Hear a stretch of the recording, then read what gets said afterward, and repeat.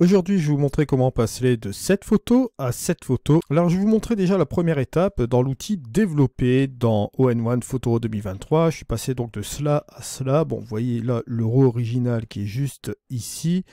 Je lui ai redonné un petit coup de peps, mais je suis parti justement sur un RAW linéaire, comme vous pouvez le voir ici. Donc, un profil très plat. Après, j'ai fait quelques correctifs au niveau des tonalités, comme vous pouvez le voir ici, au niveau des tons clairs, un peu au niveau des tons moyens, au niveau des ombres ici, vous voyez ici, point blanc essentiellement ici. J'ai rajouté de la structure et bien évidemment, j'ai aussi utilisé la brume. Vous voyez là, j'ai supprimé un petit peu la brume juste ici, légèrement, pour avoir ce rendu-là. Ensuite, je me suis rendu dans la couleur de la balance des blancs. J'ai réduit bien sûr cette balance des blancs, juste comme ceci.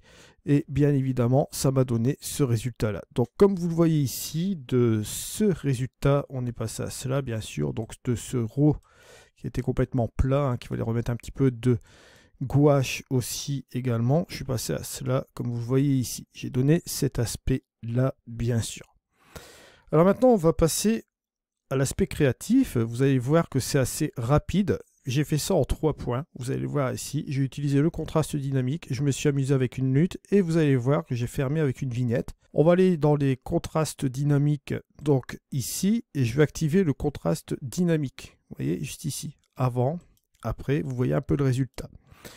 Qu'ai-je fait pour appliquer ce contraste dynamique? Vous allez le voir ici, si j'appuie sur la touche O, bien sûr, on a ici le masque. J'ai appliqué un masque juste sur cette partie-là des bateaux et j'ai utilisé notre curseur de densité, vous allez le voir ici, juste ici, je l'ai mis à 20, curseur de densité, pour ajouter du contraste dynamique sur le reste de l'image, hors masque, bien sûr, juste comme ceci. Si vous ne comprenez pas pourquoi j'ai utilisé le curseur densité, je vous conseille d'aller voir le tutoriel que je vous ai fait récemment sur All-in-One Photo 2023.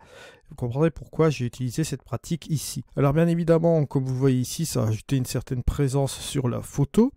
Ensuite, je me suis amusé avec une lutte. Vous allez le voir ici. On va laisser cela activé. Je vais juste activer la lutte, comme vous voyez ici. J'ai employé une lutte qui était disponible dans la base de données d'All-in-One Photo 2023. Il s'agit de la lutte dans la catégorie Color Grading. Et j'ai pris le HN, voilà, juste comme ceci. J'ai utilisé un contraste de 18 au niveau du curseur, bien sûr. Et j'ai utilisé une opacité de 50%, ce qui m'a donné ce résultat-là, juste ici, entre le avant et le après.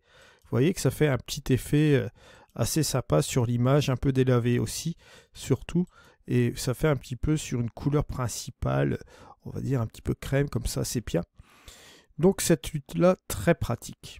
Ensuite, ce que j'ai fait, j'ai terminé bien évidemment avec une vignette, comme vous pouvez le voir ici. Et ça m'a donné ce résultat-là. Comme vous pouvez constater ici, avec cet outil développement en partant d'un RAW linéaire. J'avais cette photo-là, bien évidemment, comme vous le voyez ici. Bon, le RAW, par définition, vous voyez ce que ça donne, sans profil de correction. Et ici, avec le profil de correction et les effets créatifs appliqués, j'ai eu ce résultat-là. Et voici ce que ça donne en résultat final, comme vous pouvez le voir ici, la photo en exportation. Je vous remercie de m'avoir suivi. On se retrouve dans une prochaine vidéo. C'était Eddy. Allez, au revoir.